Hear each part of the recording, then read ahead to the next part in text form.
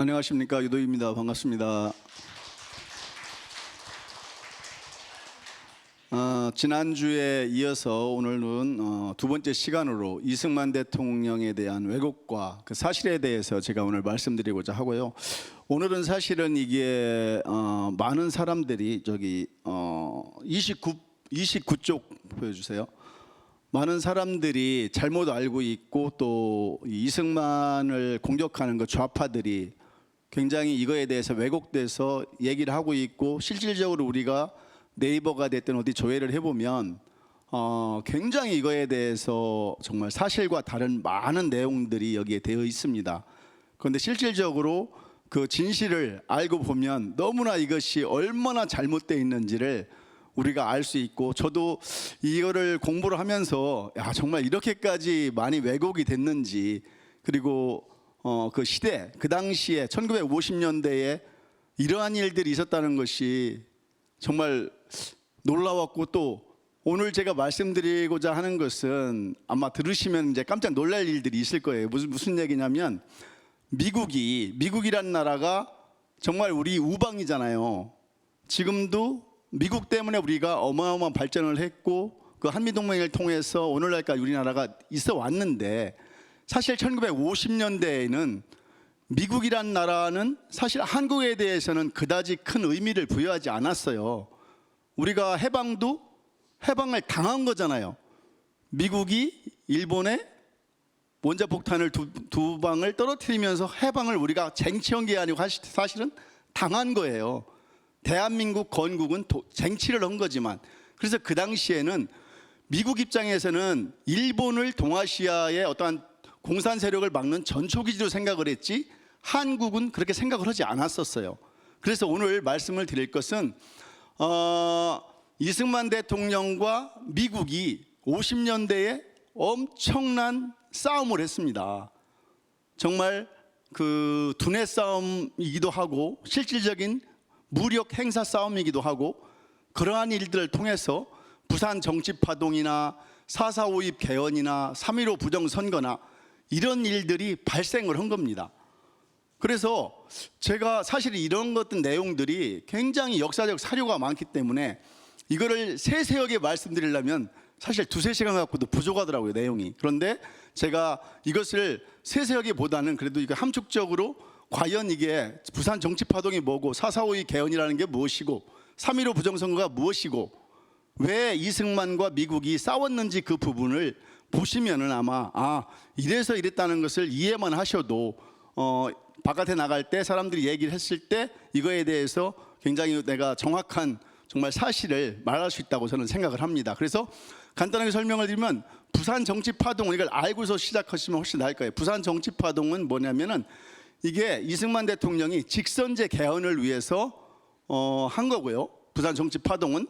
그리고 4.4 5.2 개헌은 뭐냐면, 그 당시에 우리나라는 처음에 대통령 중임제였었어요. 초대 재헌헌법은 그래서 4년을 하고 4년을 더 이제 선거를 통해서 할 수 있게 돼 있었는데, 4.4 5.2 개헌을 통해서 이승만 대통령이 초대 대통령에 한해서 중임제를 철폐를 한 거예요. 그렇게 한 것이 4.4 5.2 개헌이고, 3.15 부정선거는 4.19가 이제 촉발된 원인이 되었는데, 3.15 부정선거는 실질적으로 이승만 대통령이 실질을 한 게 아니에요. 부통령 선거에서 일어난 건데, 왜 일어났냐면 3.15 부정선거를 일어난 결정적인 것은 뭐냐면은 제가 대통령이 되고 부통령이란 사람이 있다 한다면은 어때요? 같은 사상과 같은 이상과 같은 목표를 가져야 될 거 아닙니까? 그래서 런닝메이트 제도를 다 도입을 한단 말입니다. 미국도 마찬가지고 대통령과 부통령을 같이 뽑아요. 그런데 그 당시에 어떻게 했냐면 대한민국은 대통령 따로 뽑고 부통령을 따로 뽑았어요. 그 대통령은 이승만인데 부통령은 상대방 쉽게 얘기해서 반대파야. 이렇게 됨으로써 이 대한민국이 완전히 쉽게 정체성이고 모든 어떠한 대통령이 할 수 있는 그러한 일들이 제한적이었었어요. 그렇기 때문에 이런 일들이 일어났던 것을 머릿속으로 두시고 이거를 들으시면 훨씬 더 나을 거라고 생각을 합니다. 넘겨줘 보세요. 그래서 이승만 대통령과 미국이 가장 크게 싸운 이유는 뭐냐면, 6.25 남침을 당했잖아요, 우리가. 그래서 이승만 대통령은 정말 반공주의가 누구보다도 투철했던 대통령이에요. 공산주의와는 타협도 안 되고 대화도 안 되고 저들은 그냥 물리치든지 내가 당하든지 둘 중 하나만 있다고 생각했던 분이에요, 그분은. 그래서 6.25가 남침이 돼서 우리가 밀렸잖아요. 밀려서 결국은 유엔군 참전하고 미군 참전해서 다시 서울 수복을 하고 이렇게 했는데, 유엔군과 미군이 대한민국에 참전을 할 때는 어떤 목적으로 참전을 했냐면, 원상태, 북한이 한국을 남침하기 전까지 뭐예요? 38선까지만 회복을 하고 끝내는 목표로 온 거예요. 그런데 이승만 대통령은 무슨 얘기냐, 이참에 통일해야지, 저 공산주의를 저렇게 놔두면 또 침략을 한다, 우리 대한민국 언제든지 침략을 하고, 지금 중공군이 북한에 100만 명이 지금 있는데 대한민국이 온전할 수 없다. 그래서 그게 가장 큰 문제였었어요. 그래서 미국은 그 당시에 당연히 미국 입장에서는 이거 선악의 개념이 아니에요. 미국 입장에서는 어때요?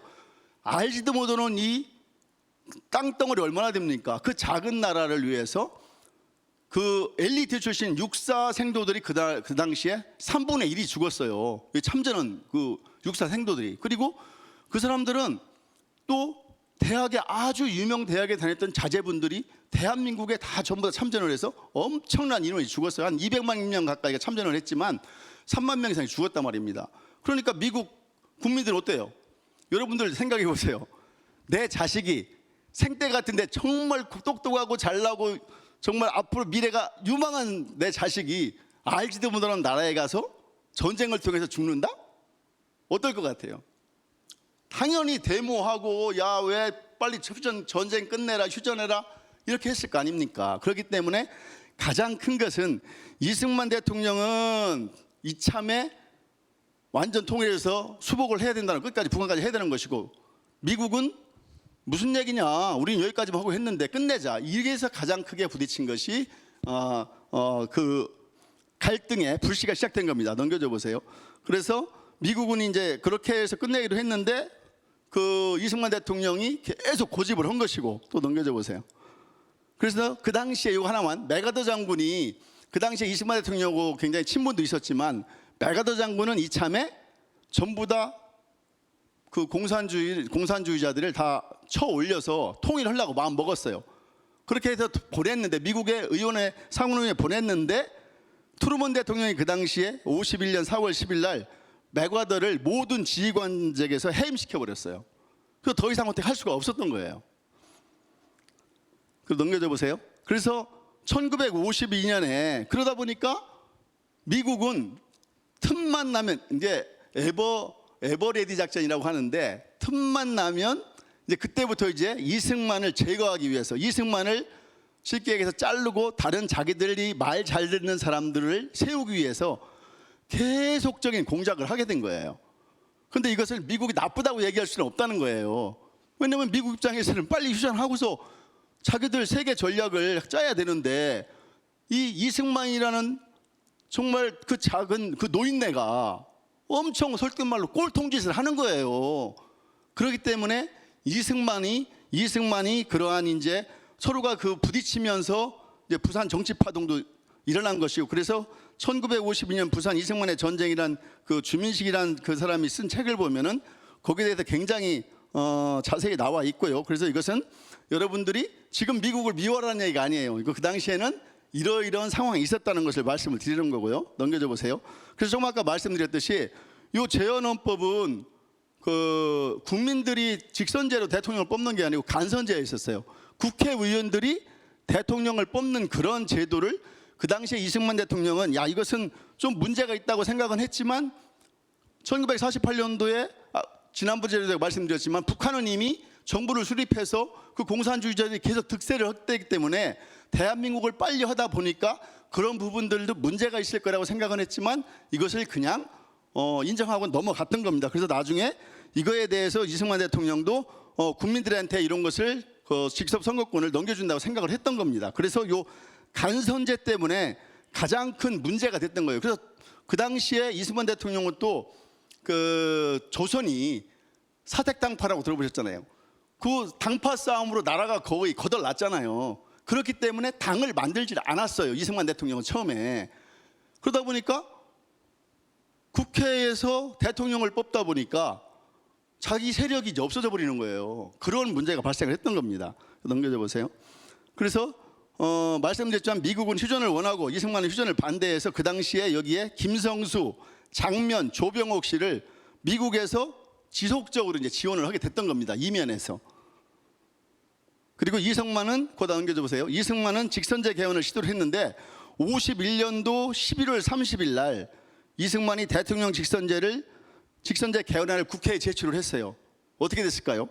당연히 압도적 표차로 부결이 됐죠. 이미 다 미국에서 다 작업 다 해놨고 이미 그 사람들을 통해서 이미 다 그 사람들의 표를 다 얻었기 때문에 그런 상황이 됐습니다. 그래서 직선제 개헌이 부결되자 넘겨줘 보세요. 자유당을 창당하게 된 거예요. 그 당시에 이승만 대통령이 야 이걸 이러다가 안 되겠다. 이러다가는 뭐 이거 자기가 계획한 거 하나도 못 하겠구나. 그래서 그 당시에 자유당을 창당하게 된 것이고요. 넘겨줘 보세요. 그래서 아까 말씀드렸지만 이 직선제를 했는데 완전히 부결이 됐잖아요. 그래서 이승만은 원외자유당 5월 14일 날 정부 개헌안을 또 수정해서 또 올렸어요. 국회에. 그런데 반이승만 세력들이 5월 29일 날 국회에서 대통령 선거를 기습적으로 실시하려고 전부 다 계획을 하고 있었어요. 그래서 장면 대통령이 선출되게 하려고 전부 다 모종의 이미 다 거사를 끝냈던 상황이 있어요. 그것이 어떻게 됐냐면 알려지게 돼요. 경찰이 그러한 자료를 입수하게 됐던 거예요. 그래서 52년도 5월 14일 날 장면이 자기들 그 국회의원들에게 보낸 예비내각 명단을 경찰이 압수함으로써 이승만 대통령이 이 부산 정치 파동의 시발이 이제 발생하게 됐는데 넘겨줘 보세요. 그런데 그 당시에 웃기는 일은 이승만 대통령이 이제 계엄령을 발표를 했는데 계엄령을 발효하고 나니까 국군이 어때요? 대한민국은 대통령이 국군 통수권자잖아요. 그런데 국군이 말을 안 들어요. 왜 말을 안 듣느냐? 그 당시에는 작전 지휘권이 미국에 있었어요. 그렇기 때문에 미국이 이미 군까지도 그 당시에 또 이걸 또 아셔야 돼. 군이 그 당시에 미국이 군인들 엘리트 군인들을 뽑아서 유학을 엄청나게 받았습니다. 미국으로. 그래서 일반 민간인 모두 그 군인들이 더 많이 갔어요. 이 육사로. 그래서 엘리트들은 다 군인이 굉장히 많았었습니다. 그다음 박정희 대통령도 그 중에 하나였었어요. 그래서 따르질 않아요. 그래서 어떻게 했냐면은 이승만 대통령이 대단한 게 뭐냐면은 저도 헌병 출신이지만 그 당시에 헌병대를 별도로 만들어 놨어요. 그 헌병대는 뭐냐면 미국의 작전 지휘권을 받질 않아요. 그래서 헌병대를 동원해가지고 그 당시에 넘겨줘 보세요. 의회 쿠데타에 맞서기 위해서 이승만이 비상계엄령을 선포를 해서 그 당시에 5월 26일 날 47명이 국회의원이 탄 통근버스를 헌병대가 아예 연행을 해버려요. 그래서 국회의원 10명을 국제공산당 연루 명목으로 체포해서 대부분 이제 체포된 대부분 장면 지지자들이에요. 그래서 넘겨줘 보세요. 그래서 그 당시에 이렇게 되니까 이때부터 독재자라는 말이 미국이 그 당시엔 거의 패권을 쥐고 있었을 때니까 그때만 해도 그러니까 전 그 뉴욕 타임즈가 됐든 워싱턴 포스트 이런데 난리가 난 거예요. 이승만이 완전 독재자다. 왜냐면은 자기 대통령 쉽게 해서 또 그렇게 하기 위해서 또 대통령을 되기 위해 직선제로 바꾸기 위해서 비상계엄 선포하고 국회의원들 다 체포한 거잖아요. 그러니까 표면적으로 봤을 때는 그냥 외부에서 볼 때는 어때요? 이승만이가 아주 나쁜 사람이죠. 그렇기 때문에 그때 이 독재자라고 해서 많은 그 영국인이 영국 공사도 이승만을 찾아와서 계엄령을 빨리 해제해라 이런 식으로 계속 압박을 했던 거예요. 그 당시에. 그래서 이것이 넘겨줘 보세요. 그래서 그 당시에 미국 정부에서는 이승만 제거라는 쿠데타 계획 극비 추진을 클라크 장군이라는 사람이 수립을 했던 거죠. 이승만 이제 제거 작전입니다. 넘겨줘 보세요. 그랬는데 그렇게 해서 결국은 직선제를 하긴 했어요. 바꿨어요. 바꿔가지고 그 당시에 어떻게 했냐면 국민 신세 2대 대선 결과를 보면 거기 아주 옛날 거라서 참 재밌는 말이 많더라고요. 전 가족이 이 박사에게 표를 드리자 여공, 남공, 아버지, 언니, 어머니, 형님 이렇게 써 있더라고요. 보니까 여공, 남공이 그 당시에 많이 썼나 봐요. 그래서 그 당시에 52년 8월 5일 날 국민 직선 제2대 대선 결과가 이승만이 74.6%를 득표를 했고 2위 조봉암이 11.4%를 득표해서 이승만이 압도적 지지로 대통령이 다시 됐습니다. 그렇게 됐고요. 그래서 넘겨줘 보세요. 그러다 보니까 이 부산 정치 파동이 이제 굉장히 큰 이제 문제가 됐던 거예요. 직선제 개원에서 이승만이가 물리력 동원했죠. 관제 가두시까지 했지. 국회를 공격했지. 계엄령 선포했지. 이러니까 이제 미국이 야, 이 고집불통 노인네에게 끌려다니면서 인명 피해는 엄청나게 늘어나지. 그러니까 이제 도저히 안 되겠다. 이제 계속 더 이승만을 제거하기 위한 작전을 계속 또 하는 겁니다. 그래서 넘겨줘 보세요. 그런데 이승만의 강력한 무기는 뭐가 있냐면은 야, 우리는 북진 통일을 한다. 너희들 필요 없어. 그러면 우리 그냥 통일시킬게 이참에 내비둬. 내가 알아서 하겠다는데 왜 니들이 시비야. 그래서 이런 걸 보면은 저런 그 노인네 배짱이 어디서 나왔는지 저는 이렇게 생각을 해요. 이승만 대통령이 그 당시에 미국의 사실 국제정치의 1인자였었어요. 그 당시에 이승만만큼 국제정치를 아는 사람이 전 세계에 없었습니다. 그리고 또 하나는 공산주의에 대한 것을 그 누구보다도 그 실체, 공산주의가 어떤 야욕을 갖고 있다는 것을 꿰뚫어 본 게 이승만이었어요. 미국 사실 대통령이나 이런 사람들도 그렇게 공산주의가 그렇게 이렇게 한다는 그러한 것을 예정하지 못했을 때예요. 그 당시에. 그래서 이승만 대통령은 공산 침략은 우리가 그것을 완전히 패퇴시키거나 우리가 패퇴하든가 둘 중 하나일 뿐 그 사이에 타협적 해결책은 절대로 없다. 이렇게 이제 공표를 하고 북진 통일을 부르짖었고요. 그래서 이승만이 넘겨줘 보세요. 네, 됐습니다. 그래서 거기에서 공산주의자들이 또다시 침략하지 못하도록 하기 위해서는 그러면 영구 분단이 되는데 휴전은 그러면 한미 상호 방위 조약을 체결하자고 얘기를 한 거예요. 그 당시에. 넘겨줘 보세요. 그러니까 미국에서는 정말 속된 말로 얼척 없잖아요. 아니 대한민국 너희들이 가진 게 뭐가 있는데 우리하고 한미 상호 방위 조약을 해요. 그래서 그 당시에 대제재 선언을 제안을 했어요. 이것은 무슨 얘기냐면 북한이 재침략하면 16개 유엔 참전국이 공동 대응해 주겠다는 약속이고 또 미국은 공산 세력이 한반도에서 다시 전쟁을 시도하면 그때는 핵무기를 사용해서 이렇게 해주겠다는 거예요. 그런데 이승만은 그걸 아는 거죠. 야, 이 사람들이 그냥 빨리 휴전하고 가려고 그냥 듣기 좋게 하는 것이지 어떠한 이것을 반드시 해야 된다는 어떤 당위성이 있는 어떤 문서가 아닌 거예요. 그냥 선언일 뿐인 거예요. 미국이. 그러고서 안 지키면 어떡할 거예요. 미국이 이걸 안 지켜 나중에 이렇게 해준다고 해서 덥석 도장을 찍었는데 제재 선언이라고 해서 우리가 받아들였어. 문서가 없잖아요. 여러분들도 일하고 사오시다 보면 문서 없이 대화로만 한 걸 가지고 재판에 가면 이길 수 있나요? 못 이기잖아요. 그래서 이승만이가 이거를 꿰뚫고 더 어떻게 했느냐. 이승만은 넘겨줘 보세요. 반공포로를 석방하게 되는 겁니다. 근데 말이 사실은 반공포로지 이 포로들 보세요. 이 포로들 보면 거의 애들이 많죠. 얘들이 이 친구들이 사실은 전부 다 반공주의자가 아니에요. 물론 섞여 있어요. 많이 섞여 있음에도 불구하고 이승만은 반공포로라는 명분을 세워서 넘겨줘 보세요. 이들을 그냥 1953년 6월 18일 날 0시에 35,400명 중에서 26,000명 정도를 그냥 석방시켜버려요. 그러니까 빨리 휴전을 하고 추전을 하려고 미국은 다 생각을 하고 있었는데 유엔 참전국들이 난리가 난 거예요. 뭐라고 얘기했냐면 이승만이 무슨 짓 저지를지 모른다고 다 경악을 표한 거예요.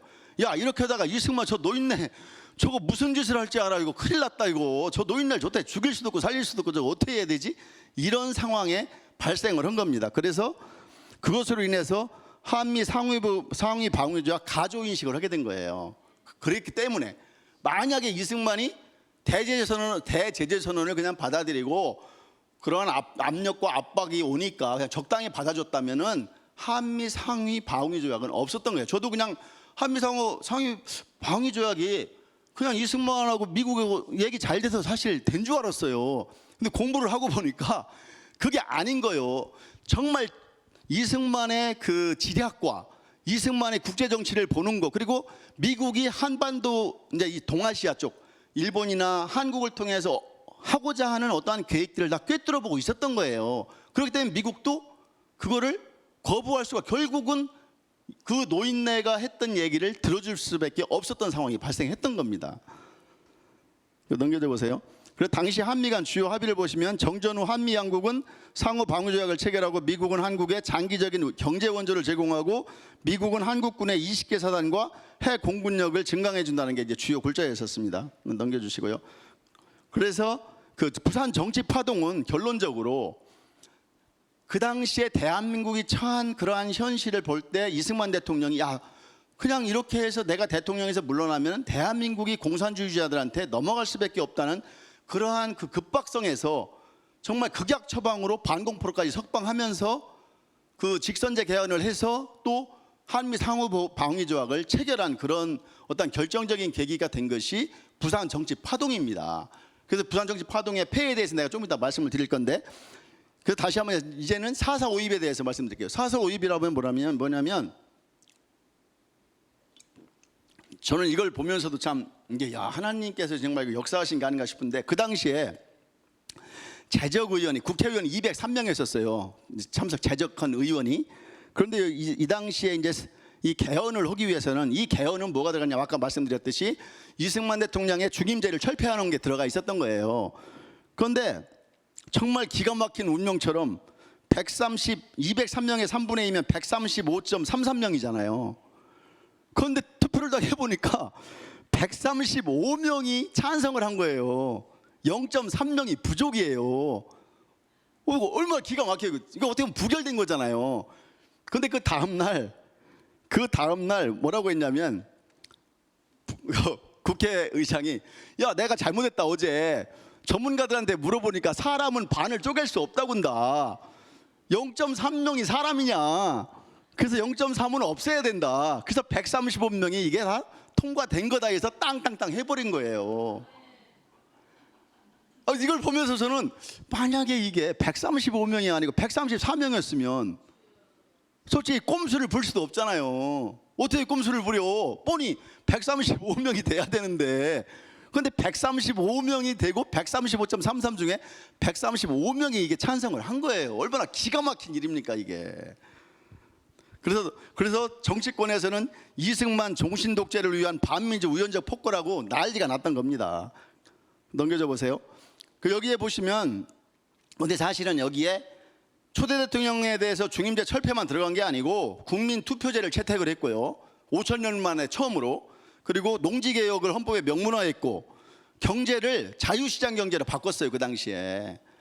그리고 그랬기 때문에 단순히 이것이 이승만이 쉽게 장기 집권을 하기 위한 플랜이 아니고 대한민국이 자유시장 경제, 농지개혁 이런 것 전부 다 국민투표제로 가는 그런 내용들이 다 들어있던 겁니다 이게. 넘겨줘 보세요. 그래서 그 당시에 54년에는 정말 많은 일들이 있었어요. 53년에는 쉽게 얘기해서 스탈린이 사망도 했지만 이승만이 이제 휴전협정 조인을 거부하고 한미 상호보약을 이제 타결하고, 또 54년에는 이제 한미 상호 방위조약을 비준도 하고 제네바에서 평화통일 협상이 완전 실패가 되고, 이런 많은 일들이 있음으로써 이승만 대통령이 4.4 5.2을 할 수밖에 없는 그러한 어떠한 시대적 상황이 있었다는 겁니다. 물론 135명의 333은 136명이 돼야 통과되기로 했던 건 사실이에요. 그런데 이러한 많은 일들이 있었기 때문에 지금 역사를 돌아보면은 이때 만약에 부결로 그냥 끝나버렸다면 오늘의 이 대한민국은 없을 거라고 저는 생각을 하는 거예요. 넘겨줘 보세요. 그래서 그 이후에 이제 이승만 대통령이 이제 미국에서 불렀어요. 그래서 아이젠하워 대통령하고 그 당시에 이제 가서 최종 담판을 지었는데 무슨 얘기냐면, 아이젠하워가 이렇게 얘기했어요. 일본과 빨리 화해하고 공산 세력의 팽창을 막기 위해서 손을 잡아라. 빨리 잡아라. 이러니까 이승만이 뭐라고 했냐면, 미국이 한국의 통일과 안보를 보장하지 않는 한 꿈도 꾸지 말라고 그랬어요. 아이젠하워한테. 그러니까 아이젠하워가 문을 박차고 나갔어요. 그 뒤에다가 이승만이가 저런 고연 사람이 있나 이렇게 얘기했다는 거예요. 그래서 결론적으로 이거를 통해서 결국은 대규모 원조를 획득하고 매년 대폭 지원을 하는 것을 합의를 성공했는데 넘겨졌는데, 그래서 그 당시에 경제 군사 원조가 8억 달러가 무상이었었어요. 어마어마한 돈입니다. 왜 어마어마한 돈이냐면 박정희 대통령이 대일 청구권, 한일 이제 국교 정상화를 하면서 무상으로 받은 게 3억 불이에요. 3억 불. 그리고 유상으로 받은 게 3억 불이에요.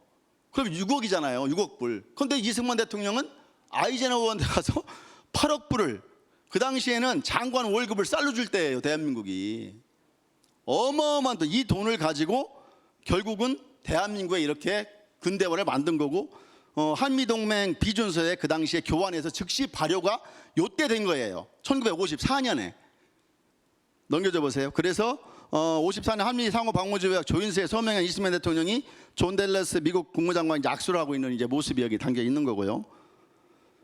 그래서 아까 이제 넘겨줘 보세요. 그 재헌헌법, 건국헌법에는 경제는 사회주의의 경제였었어요. 왜냐하면 이 자유시장 경제라는 자체를 개념이 없었을 때예요. 왜냐하면 우리가 뭐 조선이 됐든 뭐가 됐든 다 왕권 경제고 자기들이 알아서 관료 경제고 다 이런 것이지, 개입 경제지 자유시장 경제라는 개념이 없었을 당시에요. 그 당시에. 그렇기 때문에 건국 헌법에도 민족 사회주의 헌법이라고 자찬을 했어요. 전부 다. 그런데 여기에서 개헌을 하면서 자유시장 경제를 도입을 했다는 거예요. 이승만 대통령이. 넘겨줘 보세요. 그래서 이승만 자유시장 경제 체제로 바꿔야 해서 국유화를 공영화, 조항들 전면 폐지해서 경제 자유화 혁명을 통해서 전후복구 사업을 국민경제력 창조 기회로 이제 삼았던 거고요. 그래서 그 당시에 변형태 외무장관한테 물어봤던 거예요. 야, 도대체 이승만이 저게 말이 되느냐? 왜 저렇게 독단적으로 자기 마음대로 다 하느냐? 이승만은 어떻게 해야 되냐 할 때 이 사람이 뭐라고 했냐면, 세계 공산주의가 80세 이승만의 은퇴를 허용하지 않는데요. 이승만이 은퇴하면 대한민국은 머지않아 공산화가 된다. 이승만이 은퇴하면 대통령 지망자들이 쏟아져 나온다. 우익표는 분산되고 공산분자가 당선될 게 뻔하다. 이렇게 이 변형태 외무장관이 그 당시에 인터뷰를 했던 거예요. 그래서 금방 넘겨져 보세요. 그래서 이 4.4.5의 개헌은 사실은 자유민주공화국의 새 기둥이 뭐냐면 자유민주주의, 자유시장경제, 한미동맹이에요. 그런데 1948년에 우리가 건국은 했지만 실질적으로 완전 독립한 것은 54년이라고 얘기를 하는 거예요. 그래서 그 4.4.5의 개헌을 통해서. 그러니까 이 4.4.5의 개헌이 물론 0.333을 잘라내고 번복은 했지만 전체적인 결론적으로 봤을 때는, 결과적으로 봤을 때는 정말 이승만 대통령의 그 결기, 그 정말 결단력, 이런 부분들이 오늘의 대한민국이 있게 했다는 겁니다. 넘겨져 보세요. 그래서 그 이후에도 이렇게까지 미국이 계속 어떻게 보면은 자기 말대로 안 되잖아요. 계속 끌려가고 있잖아요. 그러니까 또다시 이제 야, 그럼 도저히 안 되겠다. 이승만을 정말 제거하자. 이런 것이 이제 본격적으로 시작을 하게 됐고요. 그걸 에버레디 작전이라고 얘기를 합니다. 넘겨줘 보세요.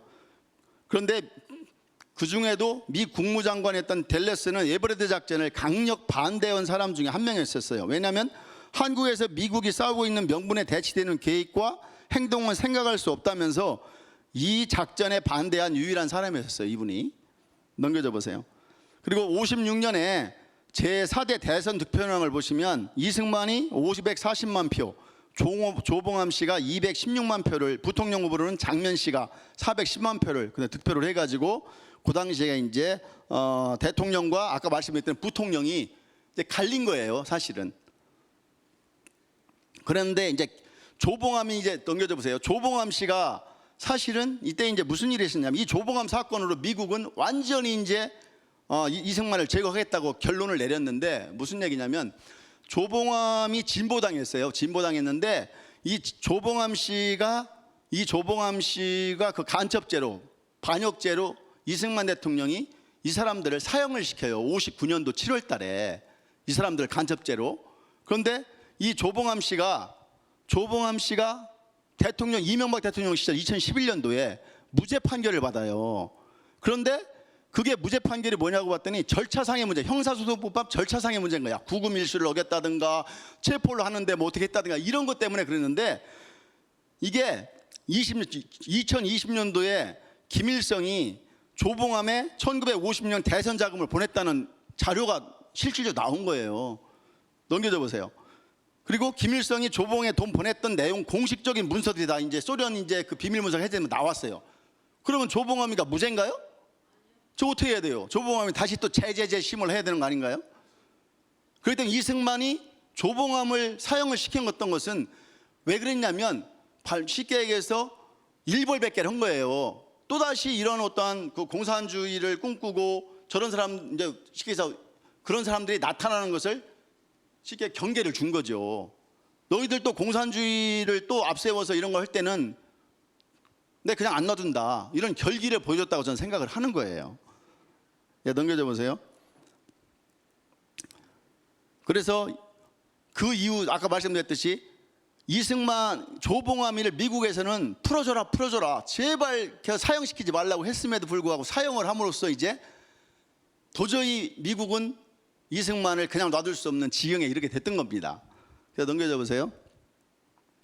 그래서 보시면 아까 말씀드렸듯이 그 여당 대통령하고 야당 부통령이 되다 보니까 계속 이 문제가 계속적으로 발생을 했던 거예요. 그 당시에 이승만 대통령은 벌써 80세가 훨씬 넘었잖아요. 그러니까 빨리 죽기만을 바라고 있는 것이고, 그리고 야당이 이제 부통령이다 보니까 서로 어떠한 일을 할 수가 없는 그런 상황이 발생한 거예요. 왜냐하면 그 당시에 아까 얘기 말씀드렸지만 그 발췌 개헌이라고 해가지고 부산 정치 파동에서 미국이 둘이 싸우니까 적당히 이거를 뽑아내가지고, 적당히 그러면은 이것을 뽑아내가지고 그것을 쉽게 개헌을 하다 보니까 헌법이 누더기가 돼버린 거예요.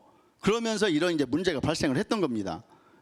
넘겨져 보세요. 그래서 발췌 개헌의 이러한 모순이 1960년도 이제 대선에서 대폭발을 하게 된 거예요. 그러면서 이제 4.19로 이제 이어지는 건데요. 넘겨져 보세요.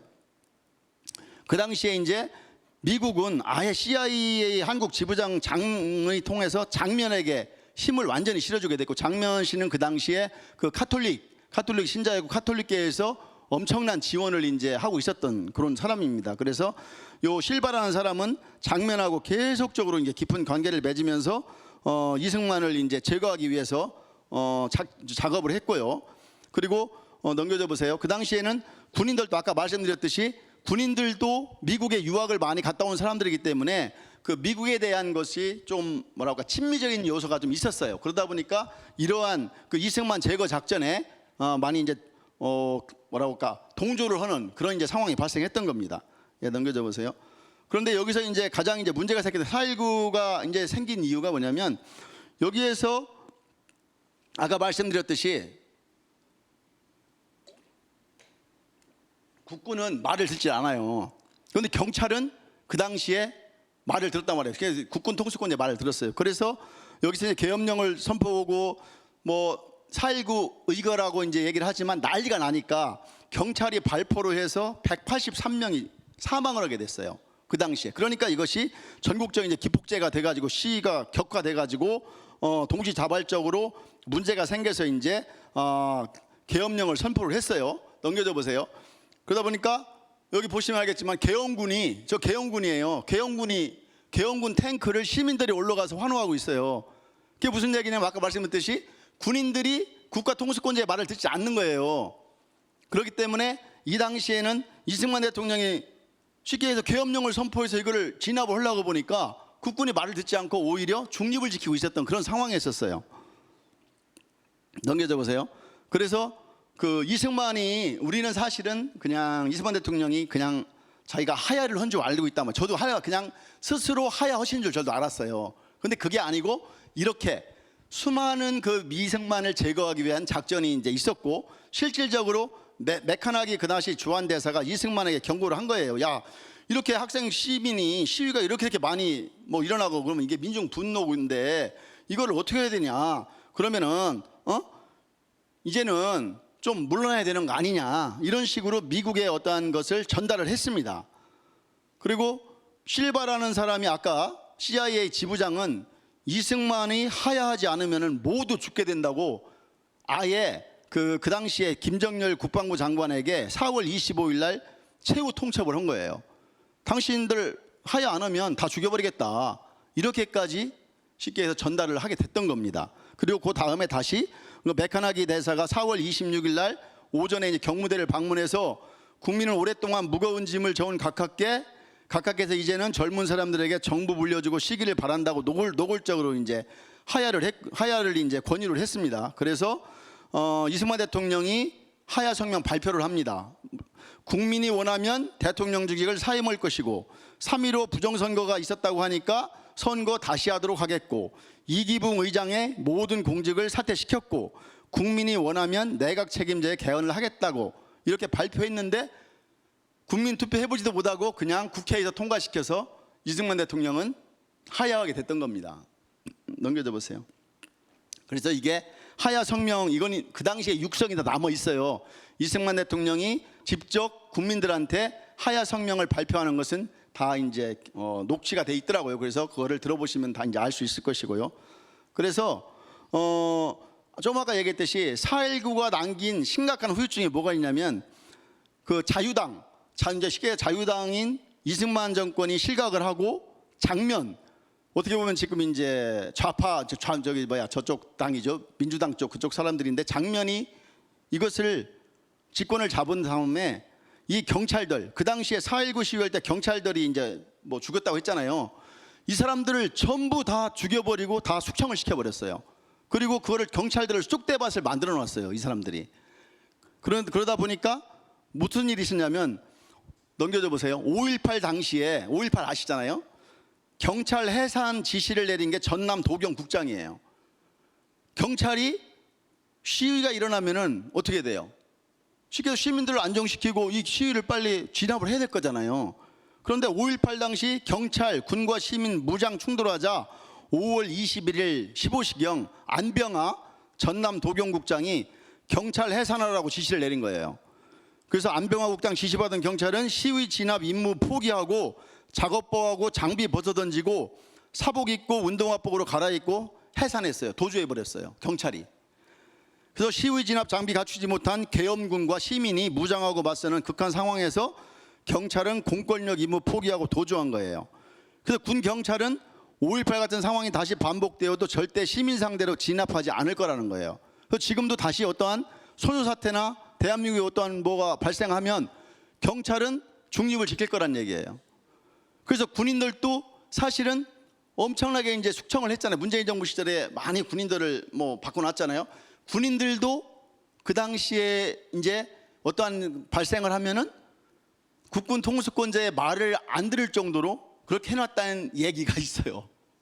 물론 아직 발생하지 않았기 때문에 그걸 뭐 정확한 건 아닙니다만 그런 얘기가 있습니다. 그래서 가장 큰 폐해가 그렇겠다는 것이고, 넘겨줘 보세요. 이 사람 아시죠? 누구예요? 이 사람이 이승만을 막 욕을 해요. 여기 EBS 거기서 무슨 뭐 강의에서. 이승만은 미국의 계례국 국립묘지에서 파내야 된다고 그래요. 그 금방 보셨듯이 설명드렸듯이 이승만이 미국의 하수인인가요? 괴뢰라는 뜻은 하수인이라는 뜻이에요. 금방 보셨잖아요. 이승만이 얼마나 많이 미국하고 싸웠습니까? 미국이 이승만을 결국은 제거를 했잖아요. 그런데 이승만이 미국의 하수인이에요? 아니잖아요. 그런데 도울은 하버드 뭐 박사라고 그러잖아요, 도울 씨가. 그런데도 불구하고 어떻게 이런 주장을 하는지, 이 사람은 어떠한 다른 목적이 있어서 이걸 하는 게 아니라 사실의 팩트에 기반한 게 아니고 알고 있으면서도 이렇게 하지 않는가 하는 생각이 듭니다, 솔직히. 네, 넘겨줘 보세요. 그래서 마지막으로 거의 이제 제가 끝내겠습니다. 내가 지난주에도 보내드렸는데, 저러한 상황에서 이승만이 선택은 대한민국, 오늘의 대한민국 있게 한 정말 위대한 결단이잖아요. 지금 금방 보셨지만 뭐 부산 정치파동이나 4.4.52 개헌이나 또 이제 무슨 그 3.15 부정선거 제가 자세히 설명을 안 드렸어요. 사실은 이승만은 대통령이 됐고 부통령이 된 그래서 많은 폐해가 발생하니까 이기붕 그쪽에서 부통령을 되기 위해서 많은 부정선거를 한 건 사실입니다. 그런데 그것은 그 헌법을 잘못 만들어 놔서 당연히 런닝메이트 제대로 갔어야 되는데 대통령과 부통령을 따로 뽑다 보니까 그것도 미국에서는 이승만을 견제하기 위해서 그렇게 했던 거예요. 그러다 보니까 그런 폐해가 있었던 겁니다. 그래서 지금 보시다시피 44개국이 공산화되고 대한민국 요만한 나라가 있었던 당시하고 지금의 잣대로 그 당시에 이승만을 재단하고 평가해서는 안 된다는 거예요. 그래서 저는 무슨 말씀을 드리고 싶냐면, 지금 광화문에 가시면 거기 누구누구 동상이 있나요? 이순신하고 세종대왕 있죠. 그 사람들은 조선 사람 아닌가요? 그럼 대한민국을 이렇게 만들어 놓은 건 누구예요? 건국 대통령이 있어야 되잖아요. 저는 그 광화문에 정말 이승만 대통령의 동상이 서는 날 이 대한민국의 모든 역사는 바로 설 것이고, 후세들이 이 대한민국이 얼마나 위대한 정말 민족이고 위대한 역사를 가졌는지, 얼마나 큰 현대사에서 괄목할 만한 업적을 이루었는지 이 후세들이 안다면 이 나라는 올바로 설 것이라고 저는 생각을 합니다. 그래서 넘겨져 보세요. 이승만 대통령이 대한민국의 건국 이념을 보면은 자유민주주의, 자유시장 경제, 한미동맹, 기독교 입국으로 돼 있고, 북한은 지금 어때요? 70년이 지난 지금 세계 최빈국이 됐잖아요. 예, 이거를 좀 저희들이 생각했으면 좋겠고, 또 한 가지는 역사에 대해서 그럼 어떻게 해야 되느냐. 그 당시에 넘겨져 보세요. 그 당시에 시대적 상황을 무시한 채 현재의 시각으로 봐서는 안 돼요. 시대적 상황을 고려를 해야 돼. 그 당시에 무슨 일이 있었는지, 왜 그 결단을 하고 왜 그렇게 결정할 수밖에 없었는지, 이걸 돼야 된다고 합니다. 그리고 모든 인간은 저도 마찬가지로 공과 과가 있잖아요. 허물 없는 사람이 누구 있습니까? 예수님밖에 더 있습니까? 모든 사람은 다 허물이 있잖아요. 그러면 공과 과를 사실대로 후대에 알려야 된다고 생각합니다. 그래서 이 올바른 이제 역사 교과서나 또 가능하다면 이 자유마을을 통해서 각 마을에 올바른 역사 인식을 가진 강사들이나 누구를 배출할 수 있는 배출해서 그분들을 통해서 지역에 있는 사람들한테 이런 계몽운동을 한다면 대한민국은 두 번 다시 저 한 줌도 안 되는 주사파 무리들한테 휘둘리지 않지 않을까, 이런 생각을 합니다. 감사합니다.